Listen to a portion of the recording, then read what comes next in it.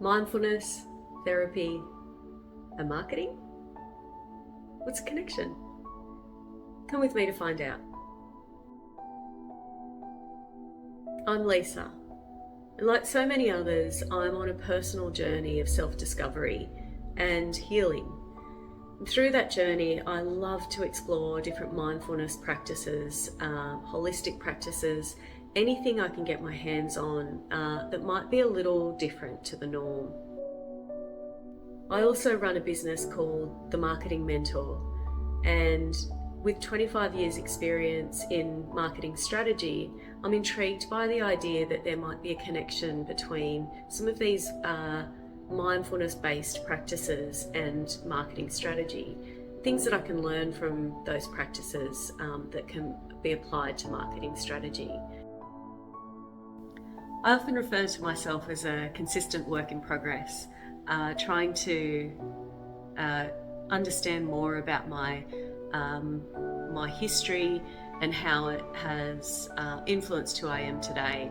And then as I understand that, how I might be able to make changes in my life that can help me grow into a better person tomorrow. So as part of that, I was intrigued to hear about this practice I came across in Melbourne called MiCBT, which is Mindfulness-integrated cognitive behaviour therapy. But for short, it's really combining mindfulness-based practices and meditation with under the guidance of a therapist. So I packed my bags and off I went to Melbourne to visit Sarah Francis, who is the principal at Melbourne Mindfulness Institute, who pioneers MiCBT. And I wanted to ask her a few questions, but I really wanted to experience it for myself as well. I was lucky enough to have 2 sessions with Sarah, and I learned a lot about myself as well as the practice itself. So in those sessions, we effectively had a couple of conversations. Part of that was looking at some guided meditations and mindfulness practices. So really trying to be present in the body and being conscious of all of the feelings you might have through your body via a body scan. Then we had a conversation about sort of challenges I was feeling, and I was eager to share my experience even in the initial stages before embarking on the 8-week program. So who would undertake this type of therapy? Well, anyone that experiences anxiety, stress, depression, and other conditions that an ordinary therapy would treat. If you are keen to find out more, please check out their website, which I'll link below.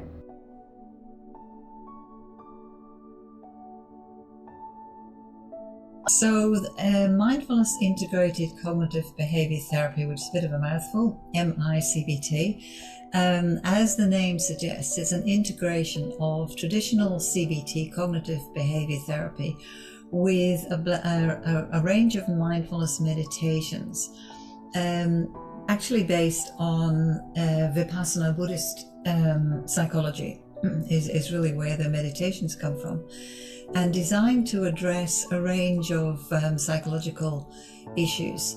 So we would describe it as a trans-diagnostic program. It goes across diagnoses because it's working with the processes that underlie a lot of things that cause us to be mentally unwell.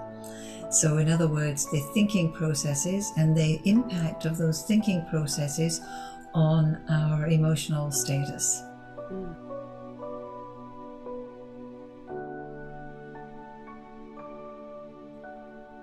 Yes, so we always spend time thinking about the goals. Why are we doing this? What are we doing it for? What do we want to be different? And I think that sets us up for success in the sense that when the going gets tough, which inevitably will, these are tough exercises. Looking in realistically and truthfully at what's going on inside and how I'm operating is sometimes really tough. And so when the going gets tough, I have to remind myself, why am I doing this?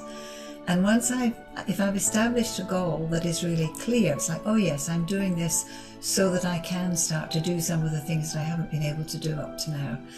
And so reminding ourselves what the goals are really helps to keep us focused on the end game.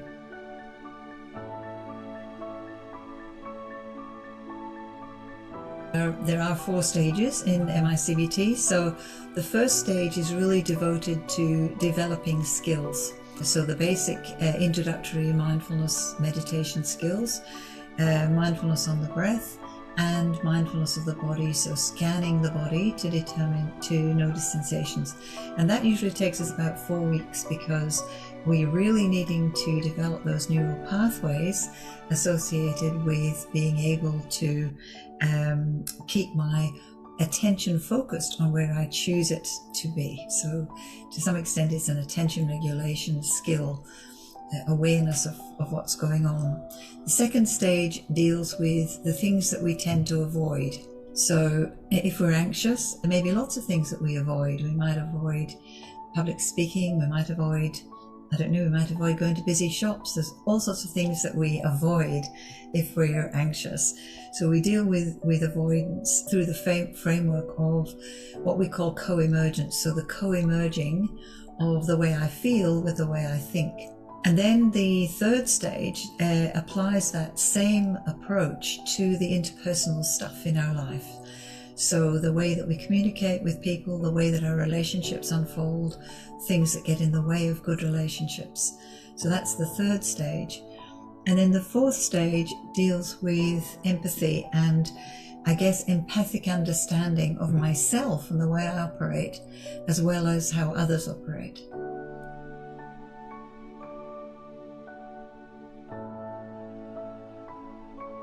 So self-awareness is really at the nub of it. It's the heart of it. It's about understanding how I operate as a human. And, of course, I'm no different. I'm a human as well. And, without self-awareness, I probably couldn't do what I do. And in fact, there wouldn't be any therapist who would work with MiCBT who hasn't done extensive training themselves. So we've all been through 2 or 3 different levels of training, so 2 particular courses that we've done, and then we attend regular 5-day or 7-day retreats, so where we meditate all the time for those periods. And then we have a group of therapists, and we'll do 1-day meditations throughout the year to really hone our own skills, so that we understand ourselves what are some of the pitfalls and the challenges associated with meditation. If we haven't experienced ourselves, we won't know how to handle that.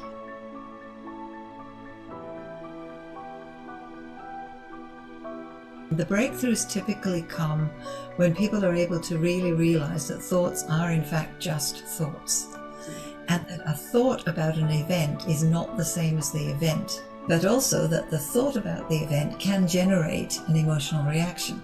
But the point about the thought is, as opposed to the event, is that I can choose to drop the thought. Yes. So that's the first breakthrough point, I think, that people get. The second breakthrough point is probably when they get the connection between the way I think and the way I feel. So that when I choose to entertain certain sorts of thoughts, it gets me to feel horrible or lovely. Yeah. Right? And that there is this direct connection, and that in fact body sensations co-arise, they come up almost at the same time as the thinking. And that is what generates my reactivity. Whatever I do is because I feel a certain way. And this is, I think, the addition with to CBT, is that it puts the emotions part, the body sensations part, very clearly in the middle of the picture. An example that we use in our teaching is, say it was raining. Say I look outside and I say it's raining. So that's the event, and that's a fact, right? Well, and so then how do I know it's raining? I can see it's raining. So it's a visual input.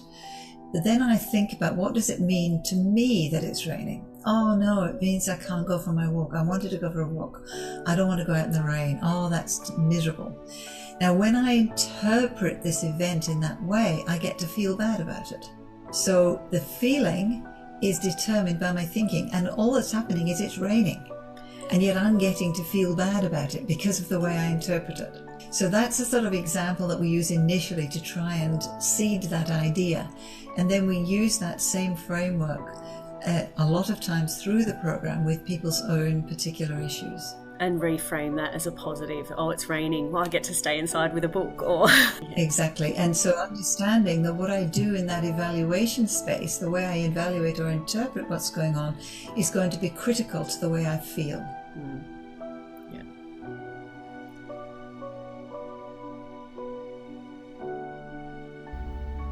So what did I learn from my conversation with Sarah and my experience with MiCBT? And in particular, what did I learn about marketing? Well, what I found fascinating is it's really, there is a lot of similarities around the process. So setting your goals, understanding what it is you're seeking to achieve is a crucial part of getting to where you want to go. So, setting your goals and your intentions. And then the 4-stage process is very akin to what we do in marketing strategy. So you investigate the insights, you break it down into a 4 or 5-stage process depending on your individual process. Mine's 5. So you break it down into manageable parts so that you're able to grow and understand more prior to trying to go to market. So I thought that was really interesting. The other part that I found super cool was this idea of breakthrough. So the idea of breakthroughs for me, when it comes to a marketing strategy, sometimes you're poring over it for weeks or months, or and you're so embedded in the research that often you don't. You become somewhat overwhelmed at times. But there's definitely this moment of breakthrough where everything falls into place. Your strategy and your approach becomes very, very clear because